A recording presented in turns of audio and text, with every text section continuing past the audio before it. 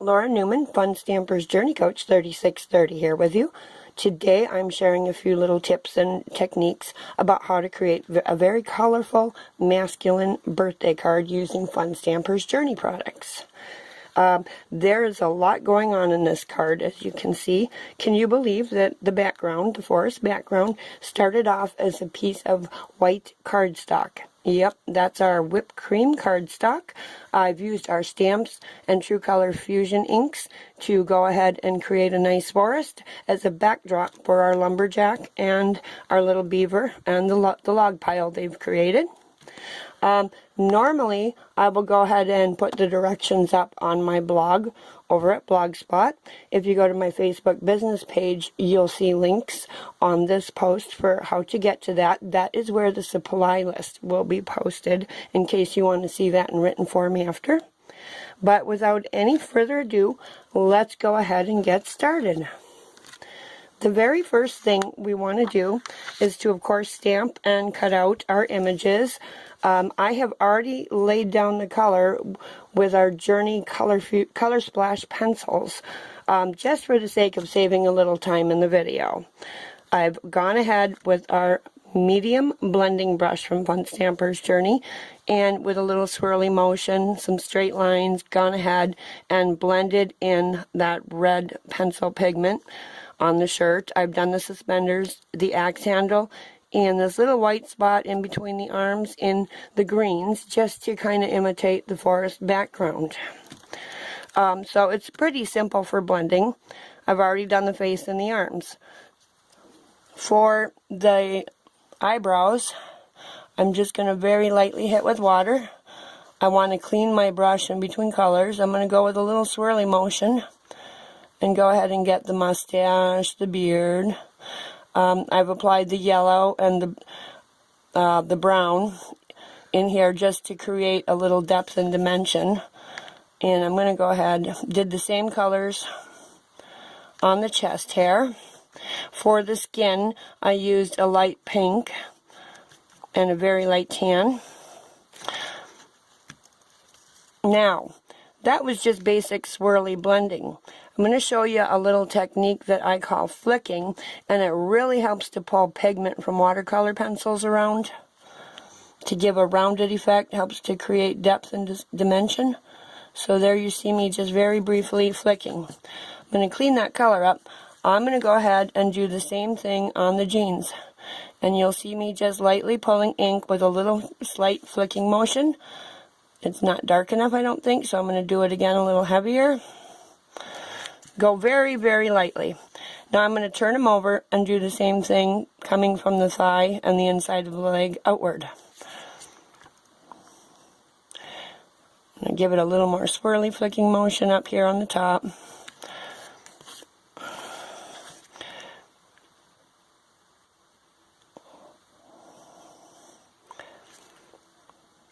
And as you can see, that it's grabbing the color and pulling it in. I shaded a little heavier right on top of the boots because the way the light is coming in, it's going to leave a little bit of a shadow effect there. And ta-da, with just a little bit of flicking, whoops, we'll touch that up a little more, pull some more pigment around. And there, we've got the illusion of highlights in the jeans. We're going to do the same thing on the boots. Flick inwards. Again, I've used a darker brown and a lighter brown here. I want to leave that top with hardly any pigment to it for the effect of a highlight coming off the sun. We'll pull it over from the side. Again, we'll do it on the other boot, pulling in from the side. Turn them around. It just makes it easier to pull. And I'm going to clean the brush in between colors every time, very important. The last thing I'm going to do is the axe handle. And pull those grays up and through. I like to turn my work a little bit. It just makes it easier to move that pigment around. There. So now you have your darker grays, your lighter grays. I'm going to do the log. I'm going to start in the background. And pull that around in a little swirly motion here. And I'm going to lightly flick at an angle, pulling that darker color off the bottom. And I want the log a little bit darker on the bottom because the sun is not going to hit there as much. I'm going to leave a very light highlight effect in the middle of the log. And we're done. Now, it's pretty much the same concept with the other log. And then with the beaver, anywhere that you want to have a shadow, like right behind those thighs up here, on the sides of his body, a little bit darker ink along with the brown.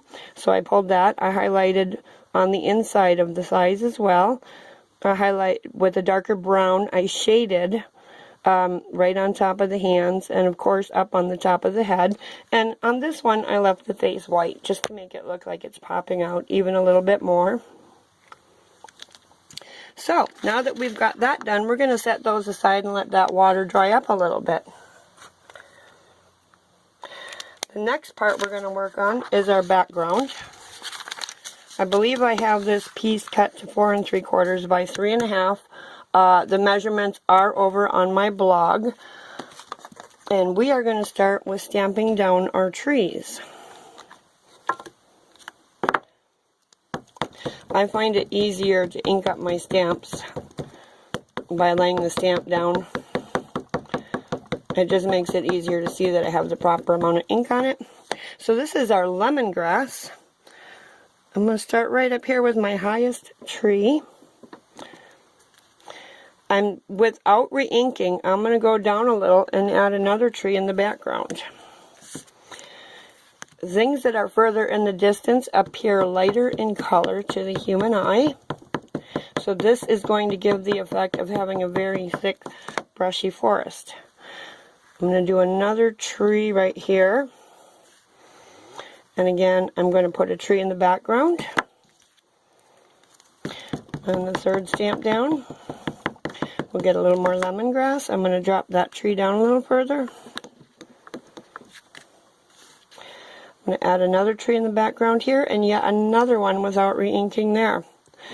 Now, with what's left, I'm just kind of using the tip of the stamp to fill in green all around in between the trees. Clean that stamp off, and we are done with our large tree. These trees come from the set Fresh Forest, both the tall one and the small tree I'm using.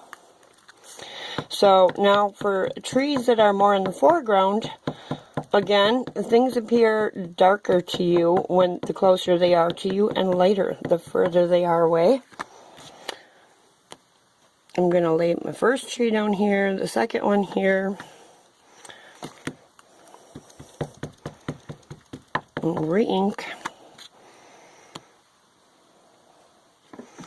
Another one there. This part doesn't matter so much. We are going to die cut that corner out.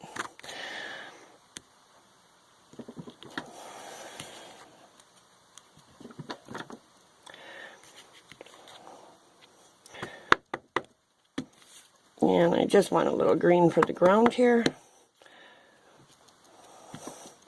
So there's really no perfect way to do this, just however you want your forest to look. I might actually go back with a little more lemongrass, I think, to create a darker tree over here.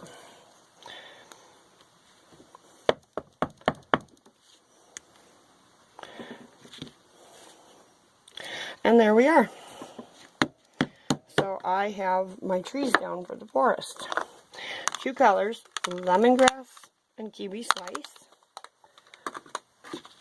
2 stamps, a larger one and a smaller one. You can pick any one you want. There's 5 trees in the set, Fresh Forest. Now, we are going to create a sky in the white part. Now, I have a little confession to make. Usually when I'm working on a sky background, I like to use my Fun Stampers Journey daubers. I was down visiting my daughter and my grandchildren a couple weeks ago. And of course, I always bring my stamping supplies. My grandchildren love to stamp. And I was in a little bit of a rush packing up to go home. And of course, I left a small craft tote with my sponge daubers there.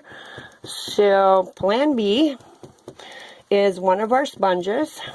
And I'm just picking up lovely blue ink here. Not a whole lot of it. With a very light touch, I'm just going to start sponging that onto the white sky and around the trees a little.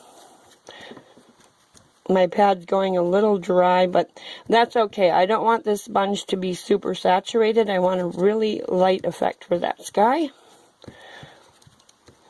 You can already see a few darks and lights coming through.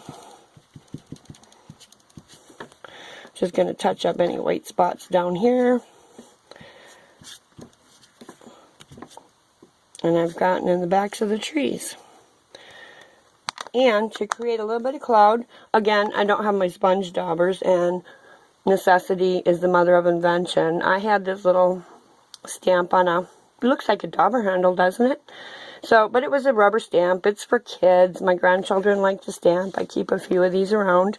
But I peeled off the rubber. I took a piece of white felt I had, attached it to Velcro.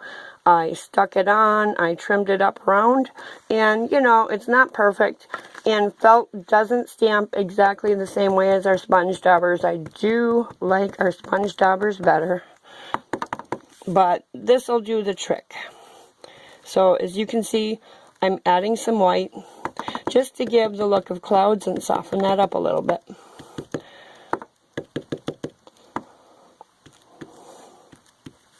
And we're done. There's our background. So pretty quick and easy for that part. Now, as you can see on our card, part of our background is missing. So the next step was to take our image. I want them to set like this. And I've used our stardom dies to take a bite out of our card background. These stardom dies are awesome for that. I'm using the third largest die. By the way, these are on sale in March. You've got, what is it, 1, 2, 3 more days to pick these up. Go on over to the website and get them ordered. 25% off. So I'm taking this and I want to kind of decide where I want that die to go. I'm not going to have them exactly centered. I think I'm going to position like this so that we can see some of that background. There we go. I like that look to it. So I'm going to go ahead about like that. Tape them down and die cut. Here's the result. Just to save time, I'm not going to make you wait for me to die cut or anything else. I have that. I also have pre-stamped with Flannel Life Stamp our background in black licorice ink on rich coral cardstock. Looks just like a nice vibrant flannel. You can see that there. So our little pieces that we colored earlier are dry now. So I'm going to go ahead and add these on. I'm going to play around with it a little bit. I think I want his foot hanging down a bit.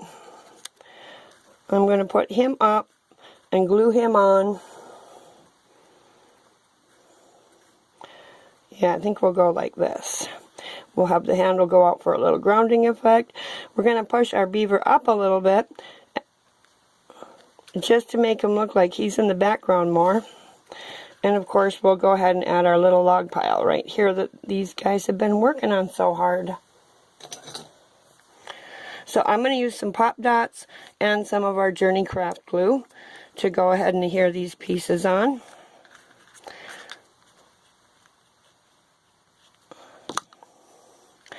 A little dab will do us here. I think he looks good right about there. So we'll put our first log on here. And we're messing that glue up a little. That's okay, it'll dry. We are going to take a pop dot. We've got our Journey foam squares. These are the small ones. I absolutely love our foam squares. They just peel right off of the back. I'm not fighting with them. I'm going to take our paper snips and cut these in half for the logs. I'm going ahead and add those on.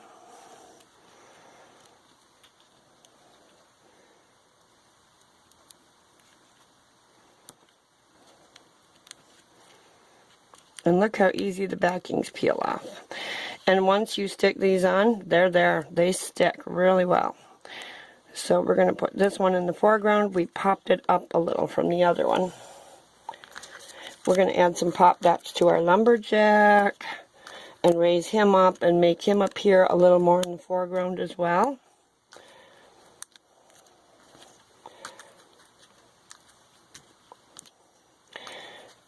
And go get one on the legs. Whoops, he's going to be hanging off and showing. There we go. One on the other leg. And that should work. Again, I just have to peel these off. I just love how easy our foam squares are to use. And I'm going to go ahead and position our lumberjack, I think right about here like so.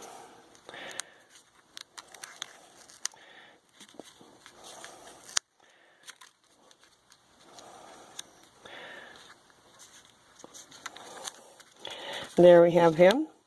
And it's just a matter of attaching our little hard-working beaver with a little of our glue.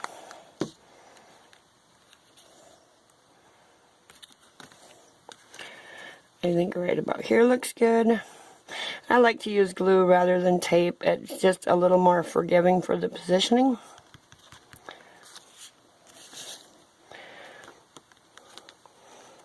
And there we have it. The last thing we need to do is go ahead and stamp on our happy birthday stamp. This one comes from the set R. Katie, an ATS stamp. And look at that. I've gone ahead and used my whipped cream ink pad, not my black licorice. Whoops. I'm only human. So we'll get that cleaned up really quickly. And we'll go ahead and get the black licorice True Color Fusion ink.